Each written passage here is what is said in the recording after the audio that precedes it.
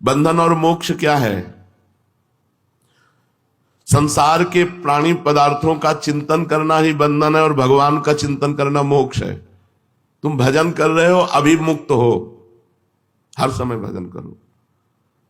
लोग शरीर सुख के लिए परेशान हैं और शरीर का सुख त्यागने से आनंद प्राप्त होता है, और शरीर सुख में आनंद प्राप्त करना चाहते, बस यही परेशानी। जीते जीते सब आंखें खराब हो रही, कान खराब हो रहे, पता नहीं क्या क्या। अब तो बड़ी विचित्र समस्याएं हैं। हम सच्ची कहते हैं, हर समय मन इस बात से व्याकुल रहता है कि ये लोग जाने यार काहे को परेशान हो रहे हैं, किसमें समय बर्बाद कर रहे हैं। सब कुछ समझना चाहिए हम आए किस लिए। एकमात्र केवल भगवान की चर्चा, भगवान का चिंतन करते हुए, सांसारिक कार्य करते हुए। बंधन क्या है? संसार का चिंतन। मोक्ष क्या है? भगवान का चिंतन। संसार के प्राणी पदार्थ में ममता ही बंधन है और भगवान के चरणों में ममता मोक्ष है। तो ममताहीन कैसे बने? क्योंकि ममता शरीर में है, शरीर के संबंधियों में है, भोगों में है। कैसे ममता हटे? खूब सत्संग सुनो और भगवान का चिंतन करो, इसी से ममता चली जाएगी। सबकी ममता ताग बटोरी, मम पद मने बांध बर डोरी। भगवान की यदि चर्चा सुनोगे तो सब झूठा लगने लगता है। हम आपको सच्ची कहते हैं, आज तक हमें कभी ये नहीं दिखाई दिया कि ये हमें प्यार करता है। जहां कहीं लगा तो उत्तर में हमने देखा कि वो अपने लिए हमें प्यार करता है, हमारे लिए हमें प्यार नहीं करता। जैसे बहुत रोना धोना कोई करे, बहुत प्यार दिखा रहा, तो मन कहता है आपको प्यार करता है, तो भगवान कहते हैं रुको हम परीक्षा लेते हैं। और जहां उसके प्रतिकूल थोड़ी सी बात हुई, बस उसका चेहरा सामने आ गया। अरे ये तो हमारे, अच्छा ये प्यार था, बस समझ में प्यार नहीं। वो अपने लिए हमसे प्यार कर रहा है, हमारे लिए सिर्फ हमारे भगवान प्यार करते हैं, हमारी प्रिया जो प्यार करती है, सब अपने लिए प्यार करता है। आपके लिए बहुत बढ़िया जूता लाए हैं, क्योंकि आप जूता पहनेंगे तो हमें पुण्य होगा, हमारे पाप नष्ट होंगे, हमारा मंगल होगा। तो हमें प्यार से जूता थोड़ी पहना रहा है, व्यापार से जूता पहना रहा है। मेरे प्रभु के पैरों में कहीं कुछ लग न जाए, वो भाव ला करके। कहीं सुकृत की बात ही नहीं आई कि पुण्य मुझे कोई लाभ मिलेगा, बात ही नहीं आई, ऐसा कोई नहीं। वो तो केवल भगवान ही है। आज तक हमें समझ में, हमको सब नाटक लगता है। जब कोई, बहुत बार देखा है, बहुत बार, हजारों बार, लाखों बार देखा है। अब बचपन से बाबा जी तो कोई तुम्हें थोड़ी श्रद्धा कर रहे हो, लाखों श्रद्धालु मिले, लाखों ऐसे कि आप देखते रह जाओ कि क्या श्रद्धा है। पर अपने पास ऐसी छुरी रही है कि जहां परखी लगाई और देखा कनेक्शन गलत, तो छुरी से काट दिया। तुम विवेक के बिना फंस जाओगे, और विवेक है पहचान। जब हमसे किसी ने प्रेम करने की चेष्टा की तो हमने उल्टा किया है, इसके आगे कोई टिका नहीं। अगर टिक जाए तो जहां हम है वहीं वो पहुंच जाएगा। टिक जाए, केवल कोई विरला प्यार करने वाला मिलेगा। जैसे संदीपनी जी अपने गुरु को प्यार किए, वो दंडता करते, मारते पीटते, सब करते, पागल वाला रोल करते, सब भग गए, वही केवल। तो उन्होंने पूछा कि बेटा तुम क्यों नहीं गए? उनका गुरुदेव आपको स्नान कौन कराता, आपको भोजन कौन कराता, भिक्षा मांग के ला के आपको भोजन, तो हमने आपके साथ उपद्रव नहीं किया? बोले किया गुरुदेव। तो बोले बुरा नहीं लगा? बोले मेरा कुछ है नहीं गुरुदेव, ये शरीर तो आपका है, सब कुछ आपका है।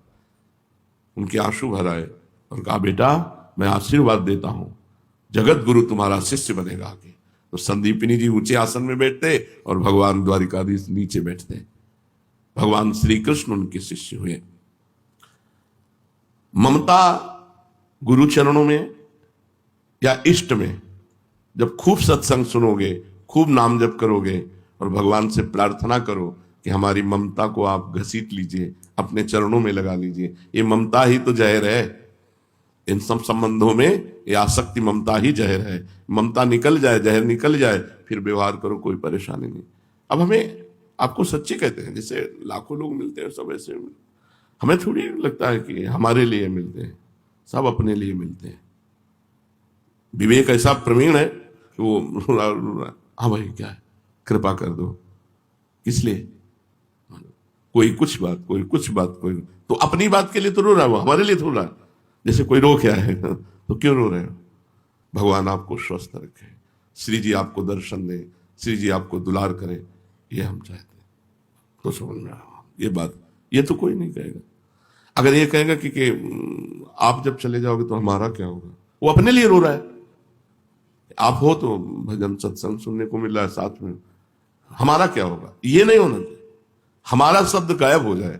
हम आपको सुखी देखना चाहते हैं, आपको प्रसन्न देखना, ये प्रेम है। प्रेम कहीं बिरला ही होता है, इसीलिए कहीं लगाव नहीं, कहीं लगाव नहीं। जैसे कोई बहुत प्यार से देखने की चेष्टा करता है, अपने सुख के लिए करता है। हमें प्यार तो सिर्फ हमारी लाडली जो करती है, हमारे प्रभु करते हैं। सच्ची कहता हूं, प्रभु कहते हैं। बहुत देखा है, बहुत देखा है, बहुत देखा है, बार बार कर। अच्छा ये हम क्यों बता रहे हैं तुम्हें? तुम ये ना मान लो कि तुम्हें कोई प्यार कर रहा है। रंग बदलते देखा है, रंग बदलते देखा है। एक क्षण कुछ और दूसरे क्षण कुछ और। तो अपने लोग कोई संसारी आदमी थोड़ी है कि हम तुम्हारे, जब तुम प्यार कर रहे थे उसको तौला, और जब तुम वार कर रहे थे वचन का उसको तौला। ये वही है जिससे कभी प्यार शब्द हो ही नहीं सकता, केवल प्रभु से। और चूक स्वार्थी पुरुषों में होती ही है, और परमार्थी पुरुष में प्यार नहीं होता, और समानता होती है। जैसे आप परमार्थ में चल रहे हो तो जो मैं हूं वही तुम हो, तुम हो वो है। इससे ज्यादा प्यार और क्या हो सकता है? जाओ, हम तुमसे तदात्म होते हैं, जो मेरा स्वरूप हो वही तुम्हारा स्वरूप जागृत हो जाएगा।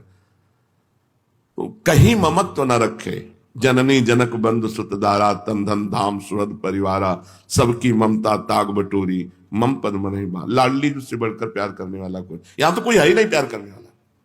सच्चाई ये है, तुम जितना प्रिया से प्रेम करोगे उतना हम तुम्हें प्रेम करेंगे, और तुम जितना हमसे प्रेम करोगे उतना ही हम तुम्हारे प्रतिकूल मिलेंगे, देखेंगे कि तुम प्रेम करते हो कि नहीं। इसलिए हमसे तो करना मत ही। प्रियाजू से प्रेम करोगे हम तुम्हें बहुत प्यार करेंगे, और प्रियाजू को छोड़ करके तुम सोचोगे कि गुरु साक्षात पर ब्रह्म, तो तुम कसौटी पे आ नहीं सकते। हम तुमसे प्रतिकूल व्यवहार करेंगे, इसीलिए बहुत बचा के हम रहते हैं।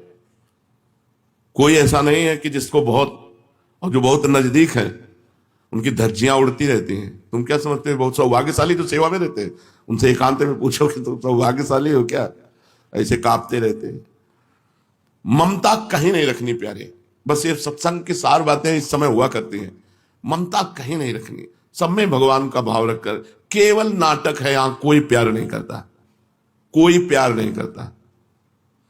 प्यार का मतलब होता है आपके लिए, ऐसा केवल प्रभु करेंगे अपने लिए। आप मेरे अनुकूल हैं इसलिए मैं आप, और प्रतिकूल जब हो, बहुत तरह की प्रतिकूलता होती है। आप हमें खूब सेवा कर रहे हो, हम इनको माला पहना रहे हैं, इनकी तरफ देख रहे हैं, इनको दुलार कर रहे हैं, और तुमको धक्का रहे, फिर भी आपका प्यार। हम तो आपसे प्यार करते हैं, हमारे साथ क्या व्यवहार करते हो हमको इससे थोड़ी लेना देना है। हम आपसे प्यार कर, ये केवल भगवान और भगवान के प्रेमी भक्तों में बात मिलेगी, अन्यत्र नहीं। इसलिए अपने जीवन में किसी से प्यार ना करें, किसी से ममता ना करे, नहीं तो हम संसार में फंस जाएंगे। हिरन में ममता कर ली, प्यार कर लिया, तो अगला जन्म हिरन का हुआ।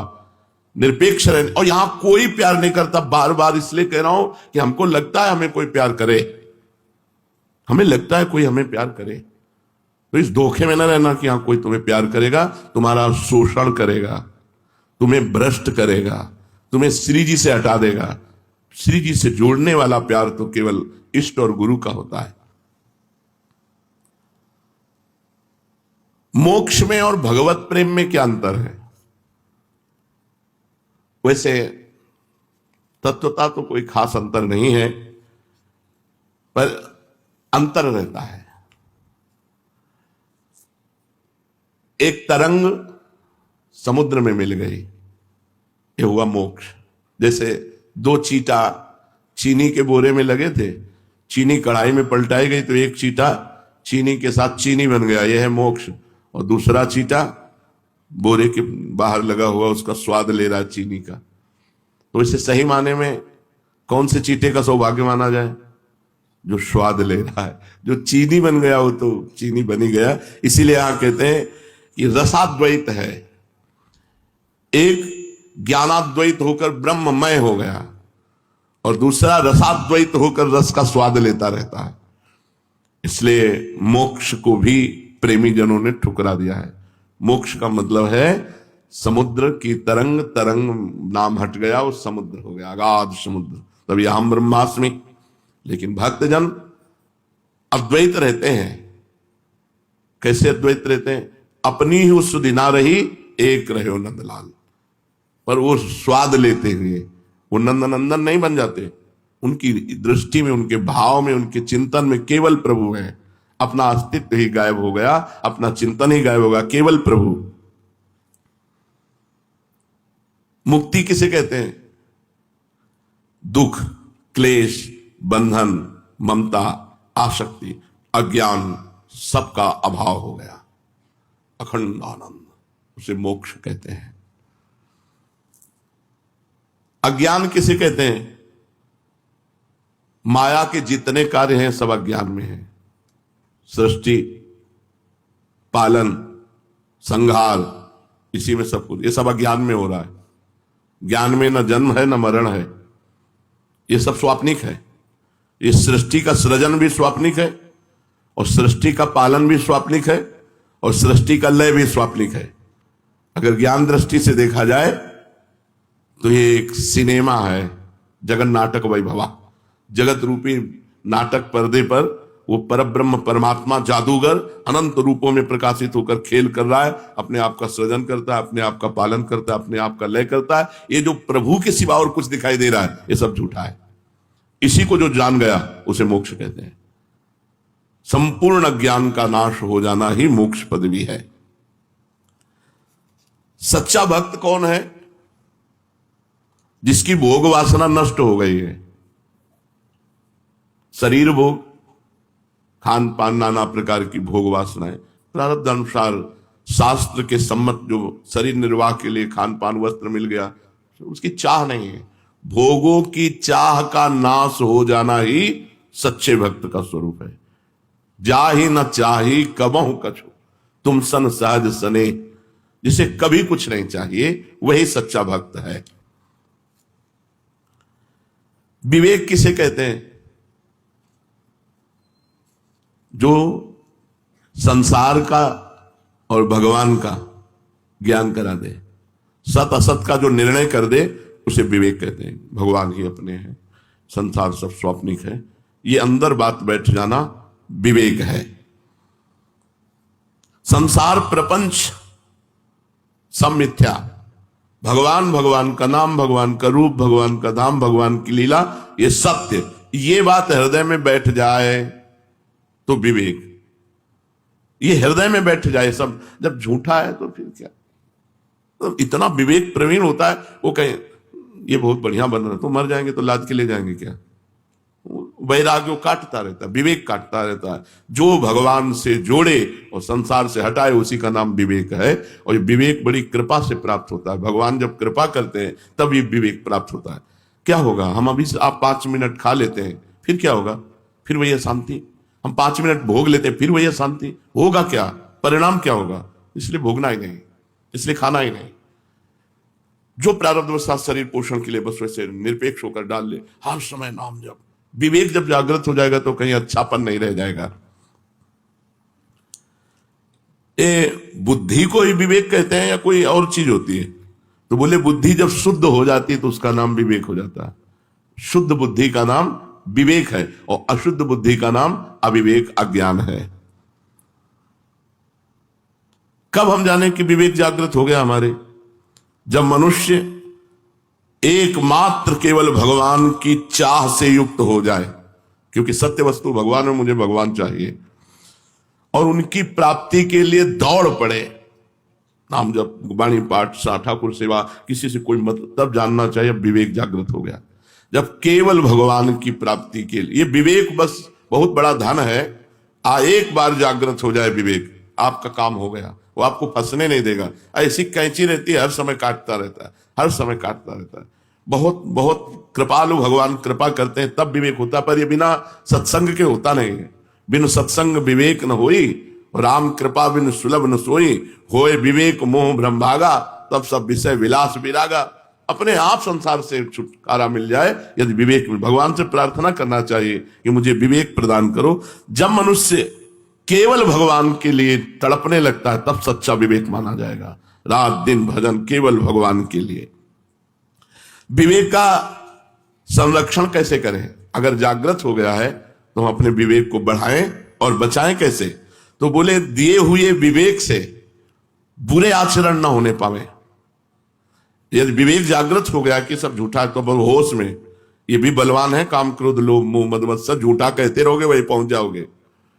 बहेलिया आएगा, जाल बिछाएगा, दाना डालेगा, चुगना नहीं। एक संत ने सिखाया पक्षियों को, वो सब पक्षी जाल में फंसे थे, कह रहे थे बहेलिया आएगा, जाल बिछाएगा, दाना डालेगा, चुगना नहीं। तो संत निकले, उनका मूर्खो, ये हम तुम्हें गाने के लिए नहीं सिखाया था, ये तुमको सिखाया था कि बहेलिया आएगा, जाल डालेगा। तो हम लोग ऐसे ही है, ये सब झूठा है। अवसर मिलने पर, तो बोले अवसर मिलने पर गलत आचरण ना करो तो आपका विवेक बढ़ेगा और आपका विवेक सुरक्षित रहेगा। और विवेक का सदुपयोग करो, भगवान की जितनी तरफ आगे बढ़ सको, भगवान के मार्ग में बढ़ सको। जब कोई इस संसार में रहता है, सबके बीच में रहता है, तो भोगों के बिना रह कैसे सकता है? अब संसार में ही रहना है, सब स्त्री पुरुष, अब ऐसे कैसे भोगों के बिना कैसे रह सकता है? यही तो विवेक का असली कमाल है। यही विवेक का असली कमाल है कि भोगों के बीच में भी रहते हुए तुम्हें भोगी नहीं योगी बना देगा। नहीं, रुचि नहीं रहेगी, ऐसे हो जाएगा। जैसे वो कोई बमन देखे, उल्टी देखे तो कैसा लगता है, सोच देखे तो कैसा लगता है। मलवत भोगों का त्याग, वमनवत भोगों का त्याग और विषवत भोगों का त्याग, ऐसा शास्त्रों में आया है। तो जो रमा विलास राम अनुरागी, तजत बमन जिम जन बड़ भागी। विषय भोगों के बीच में रहते हुए अच्छी नहीं, परम पवित्र शरीर, परम पवित्र विचार, क्योंकि विवेक है ना, वो छूना भी नहीं चाहता किसी को, किसी भोगों की तरफ बात जाने दो। ये पवित्रता जरूरी है। जितना आप निरपेक्ष रहेंगे तो आपका मन पवित्र होगा, और जितना आप अस्पृश्य रहेंगे, छुएंगे नहीं, तो तन पवित्र रहेगा। रहना चाहिए, जल्दी किसी को टच नहीं करना चाहिए। उससे आपके अंदर पवित्रता जब बढ़ेगी तो आप समझो भोगों की तरफ अपने आप अरुचि हो जाएगी। और यही हमारी साधना का फल है कि कोई भोग हमें अच्छा ना लगे। कौन सा भोग अच्छा है, कौन सा अच्छा है, विचार करके देखो। पर ये कहते रहोगे है क्या, वहीं पहुंच जाओगे। अगर भजन नहीं हुआ, भगवान की शरणागति नहीं हुई, बहुत बहुत सावधानी। भजन आपका आनंद क्यों नहीं देता? ये खामियां हैं, ये कमियां हैं। आप एकांत में अपने चरित्र को अपवित्र कर दो और खूब माला चलाओ तो आपको भगवदानंद अनुभव नहीं होगा। और थोड़ा भजन कम हो लेकिन चरित्र पवित्र है तो हृदय में स्वाभाविक आनंद आता रहेगा।